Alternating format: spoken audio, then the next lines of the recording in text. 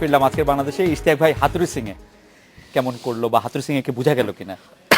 দেখেন, series victory যেহেতু হয়েছে, ভাদর সিং এ কিছু না কিছু তার কৃতিত্ব এখানে সে পাবেই। বাট আমাদের এটা মনে রাখতে হবে যে কথাই আছে ইংরেজিতে, coach is as good as the team. Coach এখন ন্যাশনাল টিম, বাংলাদেশ টিমের মতো দলকে রাতারাতি কিন্তু তারা তাদের টেকনিক্যাল ফ্লস বের করে, তাদের টেকনিক্যাল ডেফিসিয়েন্সিজ বের করে তাদেরকে যে টেকনিক্যালি কারেক্ট করে দেবে, তা কিন্তু কোচের দায়িত্ব না। হাতুরু সিং এর ব্যাপারে যেটা আছে যে অ্যাডভান্টেজ হচ্ছে সাবকন্টিনেন্টাল একটা একটা ফ্লেভার আছে। তো আমার মনে হয়, আমি জানি না এটা Lipu will be able to say better, communication লেভেলটা প্লেয়ারদের সাথে ওর আদারওয়াইজ অন্যান্য যে অস্ট্রেলিয়ানদের সাথে যেরকম কমিউনিকেশন, এদের সাথে এর কমিউনিকেশন লেভেলটা কী ধরনের, সেটা একটা ব্যাপার। আরেকটা হচ্ছে যে প্লেয়ারদের মোটিভেশনাল যে ব্যাপার স্যাপার, প্লেয়ারদেরকে গাইডেন্স দেওয়ার, এবং যে যেই প্ল্যানসগুলো হয়, এখন আমরা সবসময় বলতে শুনি প্লেয়ারদেরকে যে আমরা প্রসেসটা ফলো করছি কিংবা আমাদের প্ল্যান নিয়ে যাচ্ছি, প্ল্যানটা আমরা এক্সিকিউট করে, এই যে প্ল্যানিং করা এবং এক্সিকিউট করার যে যে ব্যাপার স্যাপার, how well this is communicated to the players, এটা আমার মনে হয় যে হয়তোবা সে initially he knew where the team was at that point in time. It was very important যে সে প্লেয়ারদেরকে যে বুঝাতে পেরেছে, দেখো look guys, if we don't win this series, if we don't win it convincingly, this is where we stand. So আমার মনে হয় যে, এবং তাদের যে স্ট্রেংথস উইকনেসেস, বাংলাদেশ টিমকে তাদের স্ট্রেংথ সম্বন্ধে তাদেরকে পজিটিভ থিঙ্ক করাবার যে ব্যাপারটা, সেটা মনে হয় যে তার নিশ্চয়ই এখানে অনেক অবদান ছিল। এই জন্য বলছি যে রাতারাতি কিন্তু আমরা একটা দেখছি যে shift of performance, shift of সব কিছু, যে একটা সেটা খেলার মধ্যে আমরা দেখেছি ইচ অ্যান্ড এভরি ইন্ডিভিজুয়াল। তো আমার মনে হয় যে নিশ্চয়ই সে ইচ অ্যান্ড যেমন তামিমকে নিয়ে এক্সট্রা ব্যাটিং সে করিয়েছে, মাহমুদুল্লাহ রিয়াদকে যে 4 নম্বরে পাঠানো, এটা ক্যাপ্টেনের সাথে পরামর্শ করে সবকিছু মিলিয়ে দেখেছে যে for the greater interest Mahmudullah Riyad যদি 4 নম্বরে খেলে ভালো। তারপরে জুবাইর হোসেনকে নেওয়ার যে ব্যাপারটা, সেটা আমি যতটুকু শুনেছি যে he was instrumental in bringing in him in. সুতরাং এই যে টিম কম্বিনেশনসগুলা, what would be the best thing, আবার মুশফিকের সাথে তার কমিউনিকেশন লেভেলটা মাস্ট হ্যাভ বিন গুড। তো সব কিছু মিলিয়ে we have to give him credit for what ever the team has achieved. Lipu ভাই, হাতুরু সিং এর ওকে, হাতুরু সিং এর আসলে কাছের থেকে দেখা তো হয়নি, বাট ওভারঅল টিমকে ফলো করে যেটা আমার মনে হয়েছে যে ব্যাটিং এর ক্ষেত্রে আমি একটা সিগনিফিকেন্ট ইমপ্রুভমেন্ট লক্ষ্য করেছি, temperament wise, short selection wise. বাংলাদেশের ওয়েস্ট ইন্ডিজের সঙ্গে যে প্রবলেমটা ছিল তা অনেকখানি ওভারকাম করেছে। মাহমুদুল্লাহ রিয়াদ কিংবা সাকিব মাঝে মাঝে রিভার্স সুইপ কিংবা এরকম আমরা টেস্ট ম্যাচে তাদেরকে মারতে দেখেছি, সেই জিনিসগুলোর কিছু ইমপ্রুভমেন্ট চোখে আসছে। আবার অ্যাট দ্য সেম টাইম যদি এটা বলি যে ফিটনেস অ্যাসপেক্টে উনি সময় পেয়েছিলেন ইন্ডিয়ার সঙ্গে দলকে দেখার, তারপর উনি চলে যান। ওয়েস্ট ইন্ডিজের আগে বোধহয় কন্ডিশনিং ক্যাম্পটার সময় আসেনি, অনেকে বলেছেন তিনি হেড কোচ, এটা দরকার নেই, এটাতে কন্ডিশনিং কোচই দেখবে। এবার আমার মনে হচ্ছিল যে সে সময় তিনি থাকতে পারলে টিমের কোন প্লেয়ারের কী অবস্থাটা তিনি এটা একটা জিনিস বুঝতে পারতেন।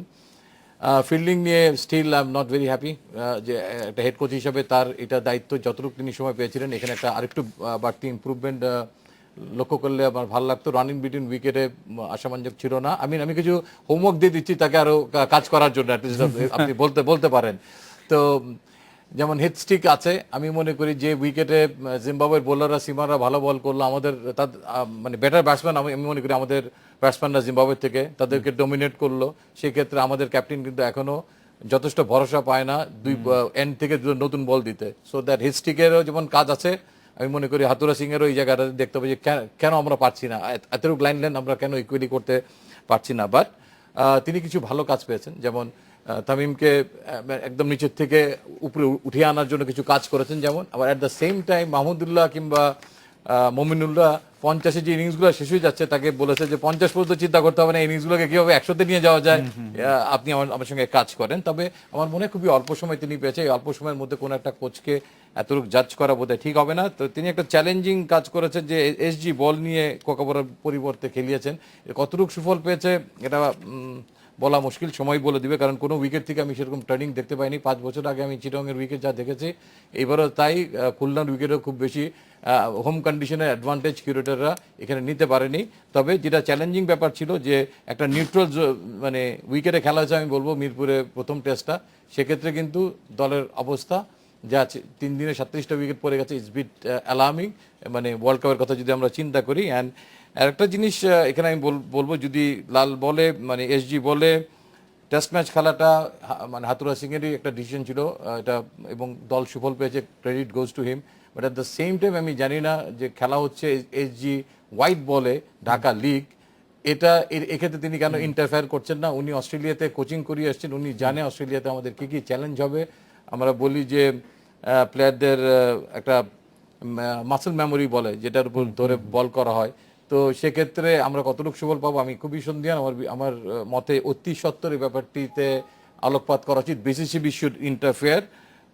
নেভারদিলেস আমার মনে হয় ওয়ার্ল্ড কাপের পরে আমরা তার ব্যাপারে আরো হয়তো বিশদলি আলোচনা করতে পারবো। মামুন, আপনি যদি খুব সংক্ষেপে হাতুড়ি সিং এর সম্পর্কে আর কিছু যদি যোগ করেন। হ্যাঁ, যোগ করে প্রথম হচ্ছে এই সাবকন্টিনেন্টের জায়গায় যেটা ইস্টার্ক বোধের কমিউনিকেশনের বিষয়ে একটা প্রবলেম কিন্তু হয়, একদম পিওর অস্ট্রেলিয়ান বা পিওর বা ইংলিশ সাউথ আফ্রিকান আসলে আমরা জানি ল্যাঙ্গুয়েজ কালচারাল। তো আমরা দেখতে পাই সাবকন্টিনেন্টের সবচেয়ে সফল কোচ যদি আমরা দেখি ডেভ হটমোর। সফলের একটা বড় কারণ কি যে উনি অস্ট্রেলিয়ান এবং সাবকন্টিনেন্টের মানে অস্ট্রেলিয়ান মানসিকতা আছে, আবার সেটাকে উপমহাদেশ জাত হয়েছে শ্রীলঙ্কায় থাকার কারণে। সো হাতুড়া সিংহে কিন্তু সেই রকম একটা ব্যাপার আছে। উনি আমরা যে অস্ট্রেলিয়ান কি বলা যায় অ্যাগ্রেশন বা যে অ্যাটিটিউডটা চাই সেটা আছে, কিন্তু সাবকন্টিনেন্ট ওয়েতে সেটাকে কমিউনিকেট করতে পারার কথা। ফলে এইটা একটা তার একটা অ্যাডভান্টেজের দিক আছে। দ্বিতীয় আমি মনে করি একটা বড় বিষয় হাতুড়া সিংকে চেঞ্জ করেছেন, অনেক কিছু বলা হয়েছে, সেটা হচ্ছে অ্যাটিটিউড। হাতুড়া সিংহে প্রথম এসে অবাক হয়েছিলেন বাংলাদেশের খেলোয়াড়দের অ্যাটিটিউড দেখে। ওনার মনে হয়েছিল প্র্যাকটিসে তাদের যে অ্যাটিটিউড বা মনে করেন যে নেট করার সময় তাদের যে এক ধরনের রিলাক্টেন্ট ভাব, এক ধরনের তারকা মূল্য দেওয়া খেলোয়াড়দের মধ্যে, এই জায়গাগুলোতে প্রথমে উনি নোটিস করেছিলেন এবং উনি বলেছিলেন এইটা হবে না, ন্যাশনাল টিমের সঙ্গে পক্ষে খেলা ইটস দ্য হাইয়েস্ট প্রেস্টিজ, এটাকে সবাই সিরিয়াস থাকতে হবে, প্র্যাকটিস এবং টিম ডিসিপ্লিন মানতে হবে। যে জন্য একটা সাকিবের শাস্তির বিষয়ের একটা অবস্থান ছিল, সেটা অন্য আলোচনা, কিন্তু এই জায়গাটা উনি এই বার্তা উনি দিতে চেয়েছিলেন যে সবাই সমান, দলের জন্য খেলতে হবে এবং বাংলাদেশ ন্যাশনাল টিম।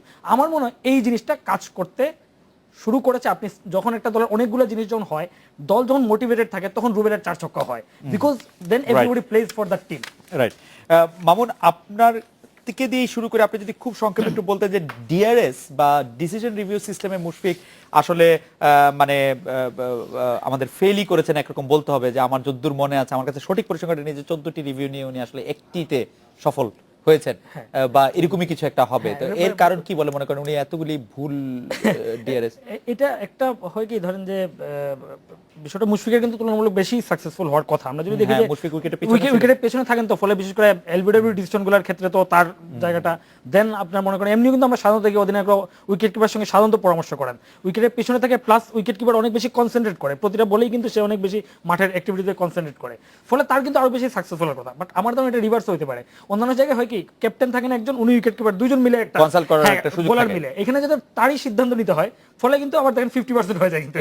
এটা হচ্ছে একটা বিষয়। আর একটা বিষয়, যখন সাধারণত আমরা দেখতে পাই যখন একটা দল ভালো থাকে, তুলনামূলক যারা ভালো অবস্থানে থাকে তাদের ক্ষেত্রে সবসময় রেশিওটা কম থাকে, কারণ কনফিডেন্স বেশি থাকে। হ্যাঁ, কারণ তারা কনফিডেন্স বেশি থাকে। আচ্ছা ঠিক আছে, নেই, লেটস টেক এ চান্স, না হলে নাই। জিম্বাবুয়ে যেমন অনেক ক্ষেত্রেই করেছে, তারা যেটা দেখেছে যে চান্স নেওয়ার নয়, মনে করছে একটা নষ্ট না করে বরং দেখি শেষের দিকে কাজে লাগতে পারে, ওই জায়গাটা কিন্তু সাধারণত কিন্তু এটা হয় যে যারা ডমিনেট করে তাদের এই ইয়াটা কম থাকে। লিপু ভাই, আপনি ডিআরএস সিস্টেমে মানে আমরা মুশফিককে অকৃতকার্য হতেই বেশি দেখেছি, এটার সম্পর্কে আপনি?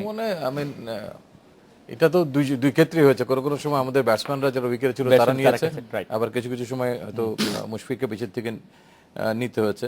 তো এক্ষেত্রে যেটা হয়, অনেক সময় অনকল আম্পায়ার অনেক সময় বেঁচে যায়, তিনি হয়তো আউট দিয়েছেন, দেখা গেছে যে জাস্ট ক্লিপ করে যাচ্ছে, কিংবা মানে সে কারণে ক্লিপ করে যাচ্ছে, কিন্তু উনি ইয়ে করেছেন না করেছেন, তো সে আম্পায়ার্স কল হয়ে যায় অনেক ক্ষেত্রে। তো সেরকম কিছু ঘটনা ঘটেছে।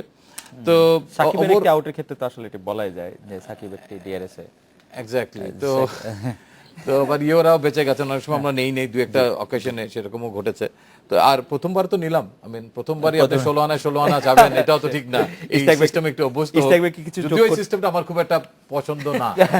আমারও পছন্দ না এটা আসলে। ইশতিয়াক ভাই, I mean, at the end of the day, Bangladesh জিতেছে। ডিসিশন ডিআরএস মুশফিকের ফেভারে যাক আর না যাক, Bangladesh has won convincingly, that's the best part of it. আর দ্বিতীয়ত খুব একটা অভ্যস্ত না, এটা আমার মনে হয় নেওয়া হয়েছিল because the crucial encounter between Zimbabwe Bangladesh সেটার যে একটা যে গুরুত্বপূর্ণ একটা সিরিজ আমরা বোধ করি এটি একটা কারণ ছিল বিসিবির ডিসিশনটাকে ডিআরএসটাকে ইন্ট্রোডিউস করা so that you reduce your margin of error and fair calls because বাংলাদেশে খেলার বাংলাদেশি বোলারদের মানে বেশিরভাগ সময় দেখা যায় সাকিব এবং বিভিন্ন বোলাররা এই এলবিডব্লিউ ডিসিশন পাওয়ার একটা সুযোগ থাকে, তো সেটার অ্যাডভান্টেজটা আমার মনে হয় নেওয়ার জন্য এইটাকে করা। মুশফিক এখন যেটা লিপু বলল ভালোই যে আম্পায়ার্স কল অনেক সময় হয়তো বা একটু লেগ স্টাম্পের বাইরে তো দেখা যাচ্ছে যে সেটা জাস্ট কিঞ্চিত একটু ইসের জন্য মিস আউট হয়ে গেল। আমার মনে হয় যে এটা মুশফিকের আমি ঠিক ব্যর্থতা বলবো না, but unfortunately he was not as successful. Ishtiaq ভাই, আমরা আরেকটি বিরতি নিচ্ছি, বিরতির পর আমি আপনার কাছে ফিরে আসবো এবং আপনাদের কাছে ফিরবো হচ্ছে যে বাংলাদেশ দলের যে ওয়ানডে দলটি যে ঘোষণা করা হয়েছে সেই দলটি সম্পর্কে আপনাদের মতামত শুনবো। আমি একটি সোজা প্রশ্নই করতে চাই ইশতিয়াক ভাই আপনার কাছে, আপনার একদিনের দলে মুমিনুল হক আছে কিনা, এবং এই জিম্বাবুয়ের সাথে ট্যুরের পরে যে বিশ্বকাপের ম্যাচগুলি আছে তাতেও ওয়ানডে দল কি হবে? লিপু ভাই, মোসাম্মদ মামুন আপনাদের কাছ থেকে জানতে চাই। আমরা একটা বিরতি নিয়ে ফিরছি আপনার কাছে।